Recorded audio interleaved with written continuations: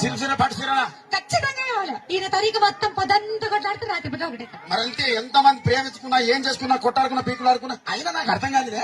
చెప్పు. స్నానం కొట్లాడతారు రాత్రి కాగానే ఒకటైతారు మళ్ళా ఇంత దానికి ఎందుకు కొట్టాడుకునేది. అవును అసలు కొట్లాడుకోవద్దు ఎవరు. అందుకే అందరూ కూడా సంతోషంగా ఉండాలి అంతే మనం ఉన్నట్టు సరేనా. కానీ ఆ మాట మాత్రం మాట మాట మాటి మాటి మాట